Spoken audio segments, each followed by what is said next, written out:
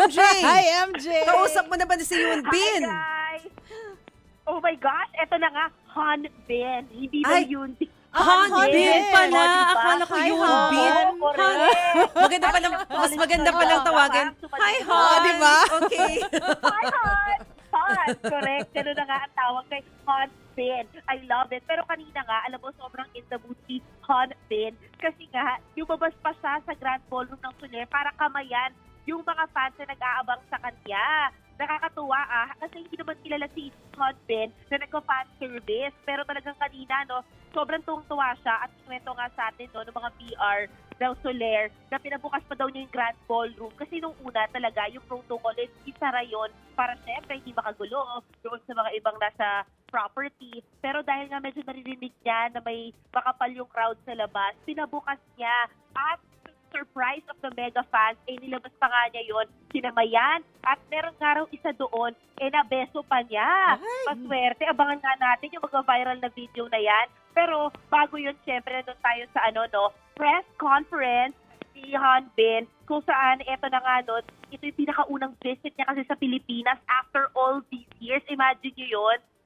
I mean, ang tagal-tagal na niya sumikat, di ba? Pero talagang first time niya, sa dinami-dami ng mga K-OPA na dumating dito, ngayon lang siya nakapunta ng Pilipinas. Okay, at sinasabi MJ. nga niya na hopefully, yes. First time niya sa Pilipinas, pero matagal na siyang part dati ng ating kumpanya bilang Smart and Oh, Fast. yes! Naalala ko, oo. Yes. Yes. natin Oo. yan. Okay, go ahead.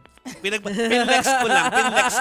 Oo, mabuti Kailangan naman na i-flex maalala. yun, kinuha na natin siya sa kasikatan niya dahil noong 2020, alam naman natin, na pumutok talaga ang kanyang career na mag-viral at talagang panoorin at tagal-tagal na sa top 10 ng Netflix na Crash Landing on You.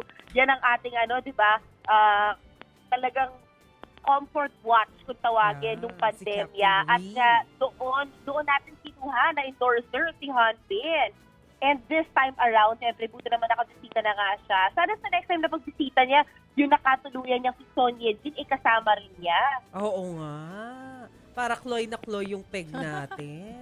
Correct, oo. At makita na natin sila, ang family. At sinasabi nga ni Han Bin na na natutuwa siya, siyempre, sa suporta ng Filipino fans na ever since daw solid ang pagmamahal sa kanya. Okay, ang tanong ko lang, malambot pa ba mga tuhod nila Sara? Sarah. nila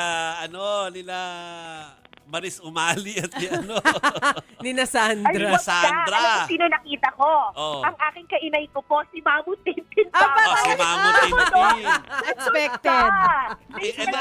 I'm worried kasi MJ, baka hinimatay sila. Oo nga. So okay naman si Correct. Mamu. Full force. Eto na nga, hindi late na malaman na may press con. Had she known daw, doon na siya sumama sa akin kasi may balcony ticket siya ng meet and greet ni Han Bin at kasama niya isang Lucky Chingu na isa sa mga fans niya, si Donna. So tuwan-tuwa nga ako, nakita pa kami doon at nakahabol pa siya. Tapos manunod nga sila ng fan meet ngayong gabi. Ayan Okay. naman ang kanyang moment with Han Bin na talagang cray-cray daw siya since 2020. Okay. Sige. Ang gwapo. Hayaan na natin si MJ na i-enjoy din yung moment doon. Thank you for the update, MJ.